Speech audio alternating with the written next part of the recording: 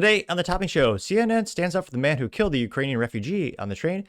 Zohran Mamdani claims that New York City top earners will just pay for their government handouts. Jasmine Crockett says violent crime is from white supremacy. Ford Motor Company to manufacture a $30,000 EV truck. And Chrysler Pacifica is being recalled. All of that and much more on the Topping Show.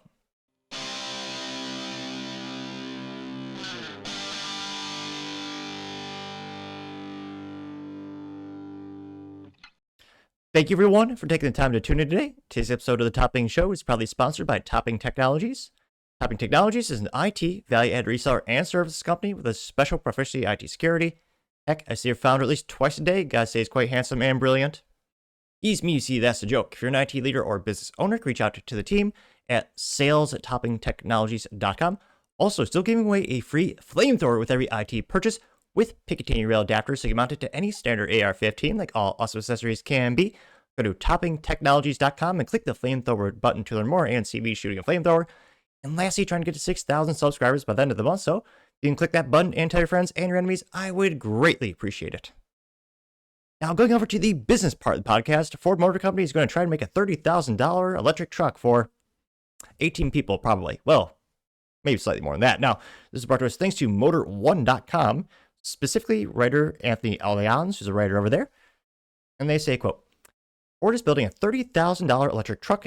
Here's everything you need to know, which, friendly reminder, Ford lost, what was it, $4.8 billion on EVs in 2024, and is on track to lose $5.2 billion on EVs in 2025. But I'm sure they'll make a profit any day now, alongside a reliable vehicle. That's funny, because they've had 110 recalls this year, and counting. But they'll get better any day now, just like the Detroit Lions and the Chicago Bears. Haha, sports pun. Haven't been good in decades, probably won't be good anytime soon. Now, going to the article, Anthony says, quote, believe it or not, Ford is adding yet another pickup to his line, this time a fully electric model. While we've seen electric trucks from Ford before, this one will be much smaller, more in line with the compact Maverick rather than the full-size F-150 Lightning.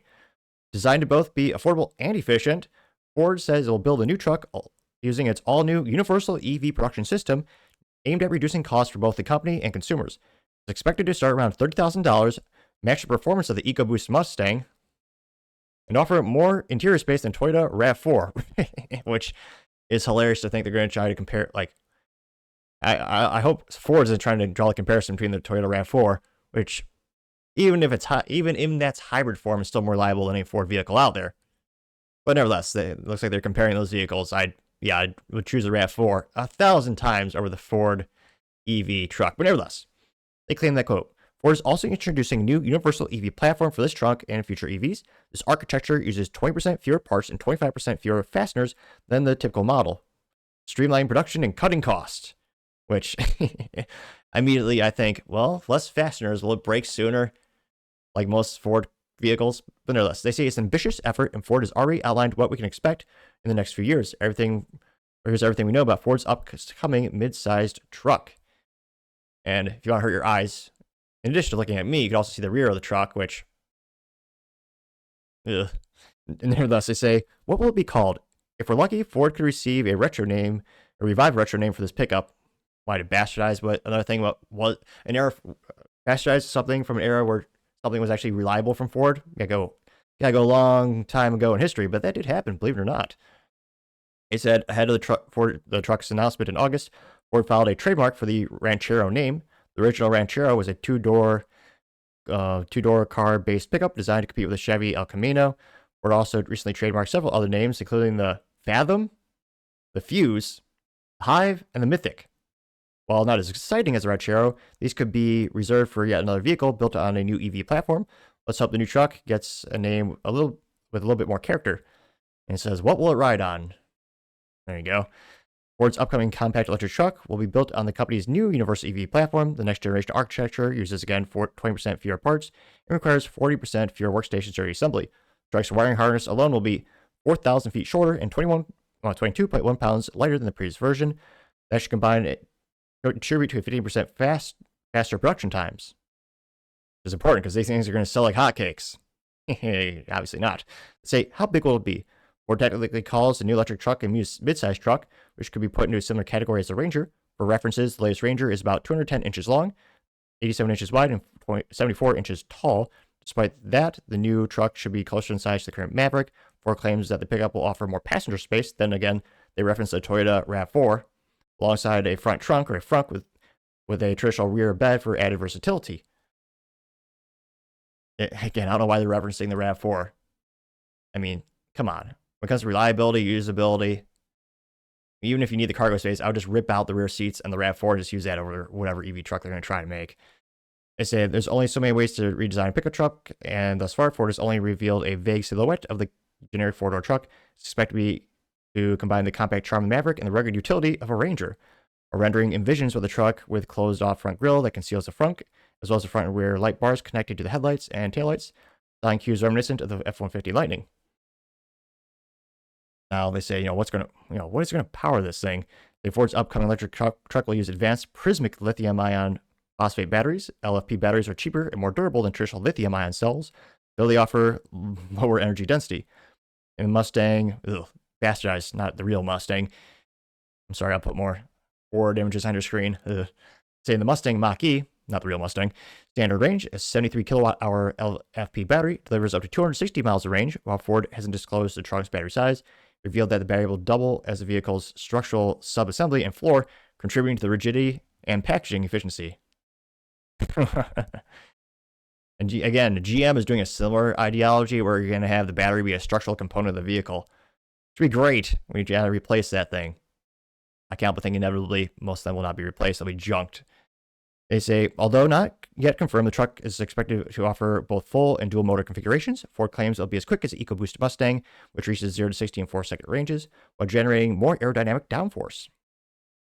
And I say Ford says its upcoming electric pickup truck will start around $30,000, just above the Maverick $29,840 cost, well below the midsize Ranger, which starts at $35,245. That should leave just enough room for a third truck in Ford's lineup. Currently, the truck has no direct EV competitors, but if Ford hits that $30,000 target, it could undercut most gas-powered pickups as well. For reference, the Toyota Tacoma starts at $33,185, and Chevrolet Colorado, $33,595, which, yeah, let's see.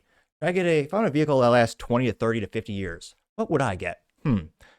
Ford EV mini truck or a Toyota Tacoma, which granted they had one issue with their engines and they're not as bulletproof as Toyotas used to be. But again, it's Tacoma. It's darn near bulletproof. Also offers a green color option for weirdos like me, and a stick shift, also known as a manual transmission. The only truck left in the United States is the Toyota Tacoma for that option. Yeah, I would gladly, and I'm a pretty frugal guy. My shoes last years. The suit has lasted like 13 years plus. Even I would pay 10% premium for the Toyota Tacoma over the EV Ford truck. Now they say, how is it going to be built? Ford's promoting a new manufacturing approach for this truck and other upcoming vehicles, calling the Ford Universal EV Production System. And when will debut? Probably around 2027. And I debate how many people are going to buy this. Maybe a couple city folk who don't care about long-term ROI. If you're maybe doing deliveries in a compact, or downtown area, maybe there's a use case there. So again, if I was a business owner in which I needed a fleet of vehicles, I would much rather have them last 20 years versus 5 to 10. So I really wonder, where in the market will this be accepted? Will it be readily adapted? Who's going to buy it? Again, I never would, but let me know in the comments. Do you think this will be a commercial success? Do you think? And again, it's just gotta give Ford credit. They're going after a new, different market. No one's doing it yet. So maybe they'll find a lot of people that want it, but I'm a little skeptical. Let me know your thoughts in the comments, because as always, be fascinated to hear what you have to say. Going over to the cultural part podcast, you have CNN standing up for the man who murdered the Ukrainian refugee on the train. Because of course CNN's doing that. That's what they do. That's brought to us thanks to AKA. And he says, quote, "I can't believe what I'm hearing, even from the left." Here you can see one of the brain dead reporters on the Clown News Network. Although he did suit up. The guy did one thing right in his life. We don't know why that man did what he did. We don't know how to deal with people who were hurting in the way this man was hurting. Hurt people hurt people. What happened was horrible. No one mentioned the word race, white, black, or anything except him. Yeah, so it kind of tells you the motive. That piece of shit, well, I have to clarify, because there's him and as well as the bad guy on the screen. The murderer on the screen, clarify, in the audio recording that leaked a couple days after the incident, he actually pejoratively said how he targeted her because of her race, alleging she said the N-word. I still haven't seen any proof of that. But yeah, he was saying, I'm going to get this white girl. And this CNN reporter goes, we don't know what's going on with this guy. Maybe he's troubled. Maybe just an evil piece of shit. He's been out of jail, 14 arrests, a track record of being a net negative in society. He should be in jail at the very least. Yeah, no, he's on a public transportation, taking someone's life. As people around him did nothing. And CNN sympathizing, oh, who knows? Who cares? Again, 14 times. In certain instances, I'm sympathetic. People go through rough parts of their life. Once you start to hurt other people, my sympathy quickly evaporates. This person has a lifetime of evil. And CNN's going, oh, yeah, we don't know what's going on with him. Well, that's who CNN is sympathizing with. And again, I'm not surprised at CNN. I'm surprised they're still somehow a viable product. They actually make a profit enough to employ people. That blows my mind. But yeah, I think this is one of the reasons why you see CNN ratings crashing more than a Boeing airplane. And people they know it's a clown news network. They just laugh at it derisively, as they should. Now, this went pretty viral. I got 3.2 million views, as well as 56,000 likes. One of the first comments comes to us thanks to Gunther Eagleman, who simply says, it is sickening, getting 335 likes. True. Rich Mooney says, the rest of us, this man was hurting other people. Yeah, he was. SoCal native son, or SOB, does he live in California? That's got to be a rough life. He has a picture of Forrest Gump and it says, and just like that, the left don't care about Ukrainians no more, getting 3.6 thousand likes. Yeah, kind of funny. All the Americans who can't even point to Ukraine on a map have those Ukrainian flags, and yeah, they're oddly quiet now. Going down more, the real GC, or CG rather, says, quote, no matter what, you don't hate the media enough, getting 720 likes. Hail Decatur says, we can end his pain. It's a gif of gallows being used, men being hung, getting 1.2 thousand likes. We also have Charlie says, this is where we are. And he claims, become racist or die. He puts that meme over the instance right before the guy stabs her to death, getting 369 likes. Which I think a more accurate assessment would be very careful when you go in any public transportation, be wary of cities, and be vigilant always. Uncle Milty's Ghost says, hey, Van Jones, F you, getting 2.1 thousand likes. Steven Scott says, look at her eyes, you disgusting specimen of a human being, getting 753 likes. Let's see. Mr. Silversmith says, escaped war only to be murdered by a man the government knew was armed and dangerous. Getting 881 likes. Agree. Candace Ivy simply says, Van Jones is a piece of shit, getting 1.5 thousand likes. Common Sense has a picture of a gal doctor says, I don't watch CNN or MSNBC for the same reason I don't drink out of the toilet. Be careful where you get your information from and wash your hands. Getting 286 likes. Let's see. Black Apple says, you just don't hate the mainstream media enough. And it says, here's a list of all news networks who have not covered the Charlotte, North Carolina story, which I think some of them have since that post. But again, first 48 hours, they were quiet, including New York Times, CNN, Washington Post, MSNBC, NPR, USA Today, Reuters, Axios, ABC News, PBS. Every single one of them wrote stories about Daniel Penny. Do you get it yet? Gained 116 likes. Oh, geez, dark humor. Liberty Meme says, essentially what he's saying, it's a CNN reporter famously during the George Floyd Summer of Love riots, saying mostly peaceful rioting, but it's been photoshopped to say mostly peaceful public transit stabbing, getting 550 likes. God Wins Always says, we all know better, 18th century Scottish philosopher Adam Smith, and this quote's been going viral for weeks, and it says, mercy to the guilty is cruelty to the innocent, getting 65 likes. Brian Walter says, leftists are psychopaths, getting 328 likes. Checks out. Dr. FAFO says, F all CNN after feelings, getting 470 likes. Teo says, so far Democrats have defended MS-13, TDA, criminal illegal aliens, drug cartels, narco-terrorists, criminals, murderers. If hating Trump makes you do these, if hating Trump makes you do these things, you need to be put in a padded room, getting 560 likes. Trying to see Radical says, F these people, getting 225 likes. That Satire says, no, he wasn't hurting. He stabbed her in the neck for absolutely no reason, getting 421 likes. Brian says, the man was hurting Van Joes. Honestly, that should be the end of your career. You sold your soul. Man, unfathomably pathetic. Getting 656 likes. Couple pictures of leftists punching Nazis, but punching themselves in the face. Getting 50 to 60 likes. A couple of those memes, or as I call them, memes. Let's see. Crazy Vibe says, shame on CNN. It says, mentioned on CNN 0 times, this recent incident.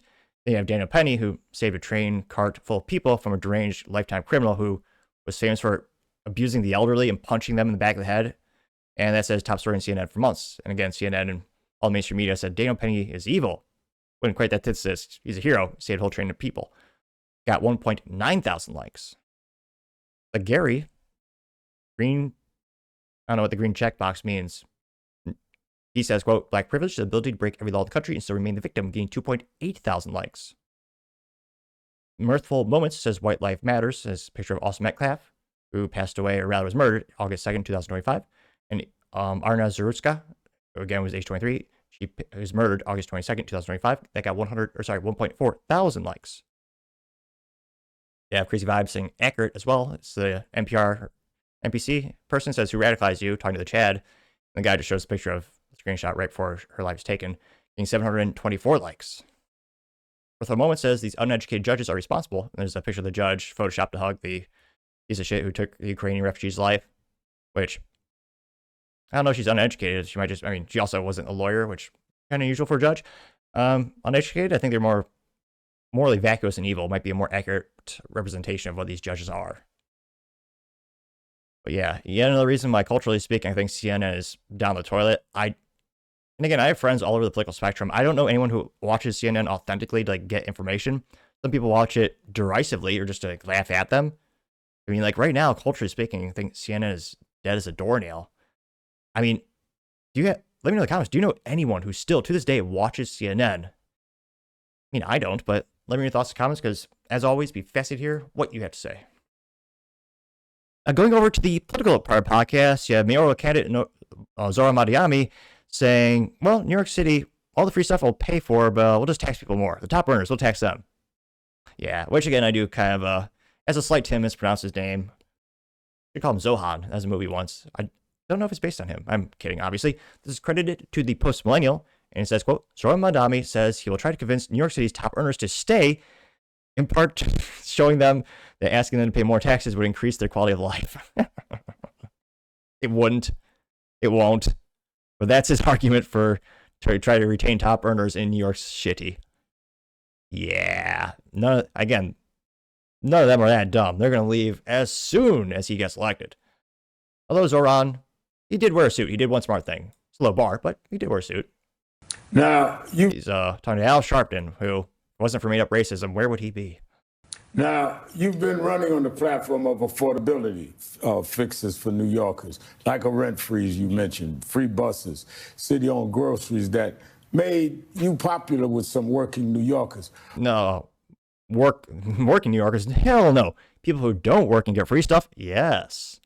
People don't realize how to read a damn history book, actually look at communism and socialism, and realize, oh yeah, state-run things never work. But nevertheless, back to... But not so popular with real estate developers in the financial class. You were the only mayoral candidate to march alongside Martin Luther King III and I on our March on Wall Street about DEI on last week, as we call for economic justice for all New Yorkers and all Americans.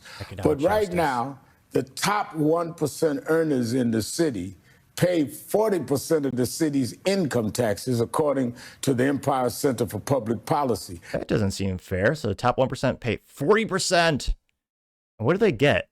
A shitty, corrupt city, almost as bad as San Francisco. They get high crime rates. They get high tax rates. Businesses leaving.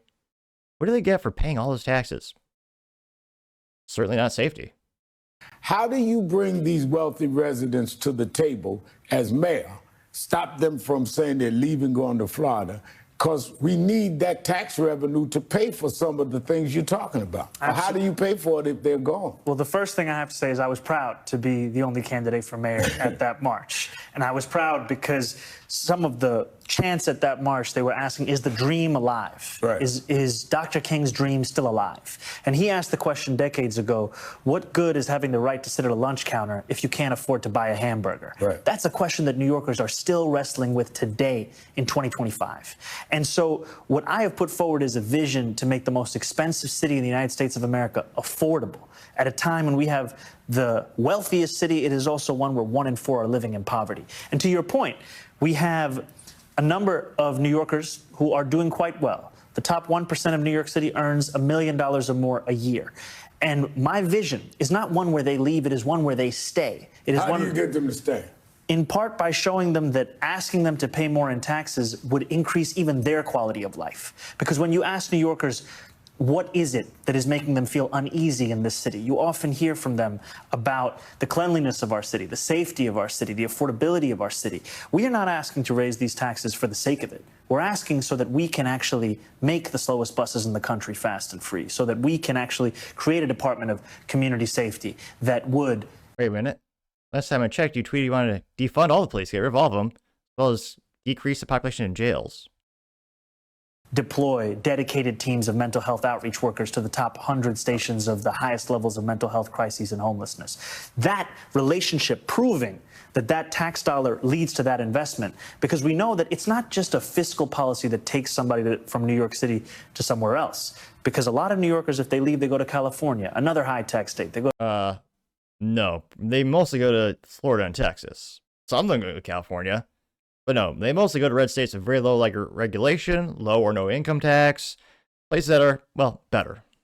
New Jersey, another high-tax state. Many people. I don't know anyone who's ever moved to New Jersey. I'm only partially kidding. Do you? People say they might go to Florida, but I have seen and heard from many New Yorkers concern about this new elimination of vaccine mandates in Florida that makes them question whether they would ever want to live there. Yeah. I don't think the average American gives a damn about those mandates. In fact, Now, they would probably actually appreciate that Florida's enforcing people to do that. Was that his argument? Fiscal policy that takes somebody from New York City to somewhere else. This guy's hilariously moronic. Although maybe I should be appreciative because he's so dumb he makes me look smart in comparison, at least. Yeah. People live in New York City in droves. Very similar to the state of California, which I mispronounced impartially just as a slight to that terrible state. Again, they're all going to low regulation areas. Again, over 241 businesses have left California in the past 48 months. And how many have moved there? I've heard one YouTube comment one time where a guy said, oh yeah, Rocket Company was starting another state, then they went there. One. And I do owe him a beer. If he's in Texas, reply to me in the comments, let me know. Because I do owe him a beer. So, one company, hundreds leaving. You see this with parallels in places like Illinois, places like New York and New York City. Again, crime is one of the biggest reasons they leave. I mean, you see the subways in New York City. Jesus. It's worse than a war zone. New York is one of the most heavily regulated, expensive places to live. And again, they want to increase the taxes on the top 1%. A lot of them are already moving. I can't help but think this will just make them leave in droves, which I mean, it's great because there's more prospective clients and, it will help my tech company grow and more businesses move here. But god dang, I need to buy a house before they buy up all the houses. They keep moving here. In all seriousness, he's saying, hey, we're going to show you how better it will make your life. I mean, surely not. Most of the top 1%, they're not taking public transportation. They've got their own private security. So what would he do to actually improve their lives? I'm genuinely curious. I mean, maybe he's going to argue because he'll magically make it safe, which again, they usually don't have a track record of doing. Then the businesses will be more profitable, more prospective customers will spend money there. I obviously that won't happen. But again, this went pretty viral. Got 1.4 million views, so 2.8 thousand likes. One of the first comments comes to us thanks to Crispus Attackus. There's a little cartoon that says, who wants free stuff? Everyone raised their hands. It says, who wants to pay for other people's stuff? He gets 0 hands, which is perfectly exemplified with Mark Cuban when Tucker Carlson roasted him. Mark Cuban is saying, oh yeah, we should give more money to Ukraine. We need to give that country more money. And Tucker Carlson goes, and Mark Cuban claims his family's from Ukraine. Funny, a couple years ago he said it was from Russia, but nevertheless, Mark Cuban says, oh yeah, I got half my family from Ukraine. We need to send more money. And Tucker Carlson goes, well, you're a billionaire. How much have you sent? And in true liberal fashion, Mark Cuban said, well, nothing. Again, they always want to spend our hard-earned tax dollars, not their own. That got 1.5 thousand likes as well. We also have Mick. It's a picture of Elon Musk. It says this, or it's a tweet with Elon Musk saying this is an acid test. You have a leftist saying socialism is better than capitalism. And the Chad guy says, when the Berlin Wall fell, which side ran to which side? Yep, gained 1.1 thousand likes. Mega Michelle has a picture of Zohran in front of the Twin Towers and says, I'll give you 2,296 reasons not to elect a radical Muslim as New York City mayor. Gained 1.2 thousand likes, which, I don't know. Are you saying he works for the FBI or the CIA? I'm only partially kidding. Run down more and more. Tuxedo Cat has a picture of Zohran, and he's talking to, well, he has AOC by him. As well as Bernie says, these fools think I'm a socialist, gained 222 likes. Baral Jundai is quoting, I need to double check this quote. I don't know if it's authentic, but it's allegedly quoting Prime Minister Margaret Thatcher. Says, quote, the real problem with socialism is that you eventually run out of other people's money to spend. Gained 2.8 thousand likes. Corn Pop, of course, it has a Biden logo there. It has, what's the Man meme? It says, New York City has a shithole with 90% tax rate. Gained 233 likes with Zoran's face plastered on him. We also have Manhattan Mingle says, quote, I'm not a top earner, but I'm pretty sure that keeping my earnings would be what increases my quality of life. Gained 558 likes. American Brushfire says, quote, communists are the dumbest people on earth and should be barred from government for that reason. Gained 351 likes. We used to deport them. Scott Hartnett says, yeah, billionaires would love to shop at a city-owned supermarket. Gained 220 likes, which, yeah. And again, earlier, I believe it was last month, I reported how, oh yeah, another city-run grocery store closed it because they're not viable. They only lose money. You also have Jamie Olsen has a picture of Trump pointing, says, shit like this is why I won. At least that's what the meme says, getting 105 likes. Destroy Wokeness. Does he really live in Canada? Poor son of a gun. Imagine living in a totalitarian, evil government country with America right next door. Freedom so close. I'll give him a follow. Poor guy. He says socialists are really this stupid. Getting 200 likes. Patriot for Life says, ha ha ha, he has no experience in anything. Gained 157 likes. 23 Nerd says, would this guy really be worse than de Blasio? It's pretty high bar, getting 73 likes. Dog99 says, Mamdani is essentially saying, trust me, wealthy New Yorkers, he has no managerial experience, no track record to point to, never held a real job. He'll use his ideas that failed everywhere they've been tried, but he'll increase their quality of life. He's a charlatan. Gained 1.4 thousand likes, which, yeah. He hasn't contributed to the private sector, I don't think. You have Rain Cosmetics. His picture of Robert Downey Jr. from Tropic Thunder is, I suppose it's dry. Get in character. I'm just a dude playing a dude dressed up as another dude. That's like the dumbest MFer has ever lived. Which, perhaps that was the worst impression of a dude playing a dude dressed up as another dude. But nevertheless, the attempt was made. That got 6 likes. Well, not me, but that meme. Jonathan Needler says, quote, LOL, please stay. I just want to take all your money and give it to worthless losers that contribute nothing to society. Getting 114 likes, which, again, I understand some people sometimes do need some assistance. My big point of contention is when you have someone who's on government assistance for a lifetime and it's just a generational problem. It doesn't actually help them get back on their feet. That did get 114. Well, let's make it 115 likes. Let's see. I'm not seeing any contrarian statements thus far. But again, this guy's, he won the DNC primary. He's front runner. Now, was it Democrats outnumber Republicans? What is it? 2-1 over there? So again, the odds of he's winning, I'm not a gambler. I'm just saying the odds of him winning are pretty high. But let me know your thoughts, because as always, be fascinated to hear what you have to say. Other interesting political news, you have Representative Jasmine Crockett saying that most violent crime comes from white supremacists. Which, I was going to say, she says a lot of dumb things. This might be the dumbest one. Maybe I should be thankful because it makes me look like a scholar in comparison. An exemplar, a genius, some might say. And it's credited thanks to End Wokeness. And yeah, it's a short little clip here. And at least I guess she dressed up for the interview. She did one thing right. Low bar, but still. And if you really want to know who the criminals are in this country, you can Google it. You don't have to trust me. But the people that commit 80% of the most violent crimes in this country are white supremacists. Yet for whatever reason, they sit and they serve at the pleasure of the president. They are the ones that were there on January 6th, tearing our democracy down physically. And now we have them tearing us down right here from within. That might be the dumbest thing she's ever said. And that bar, again, that's pretty high in terms of outdumbing herself. Again, anyone pretty easily can look at the FBI crime statistics. And when you look at the most horrific crime, like murder, manslaughter, yeah, per capita, not white people, it's not even white supremacists, which I still wonder, what are they like? Are there like 20 white supremacists left? How many of those assholes are around? And Democrats have used that cliche argument, oh yeah, these white supremacists. I mean, I am always going to contend, I don't know if I'm original with this assessment or this analysis, but I mean, capitalism defeated racism decades ago. Because again, if you want to build the best business, you want to hire the best. It means you'll accept every single resume, no matter what they look like, what the creed or religion is. And it means if you want the most amount of money, you want to sell the greatest amount of customers, you're going to sell to everyone under the sun, not just one race.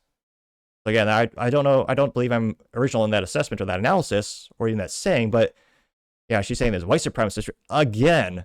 Now, granted, maybe my anecdotal experience is a little bit different. I grew up in the Midwest. I was in the auto industry, then in the tech industry, which are tech especially is pretty diverse. Again, how many of those white supremacist a-holes are even around anymore? Like 20? If you even hint that you're racist nowadays, you will lose your job, your family, your social standing. You'll be ostracized completely. And again, I'm not saying those guys aren't a threat, but in terms of the United States and crime and murder, what is it? That's infinitesimally small.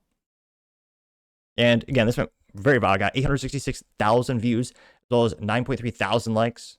One of the first comments comes was, thanks to Dr. Shari. She simply says her owner, the George Soros's son, standing next to her, getting 1.2 thousand likes.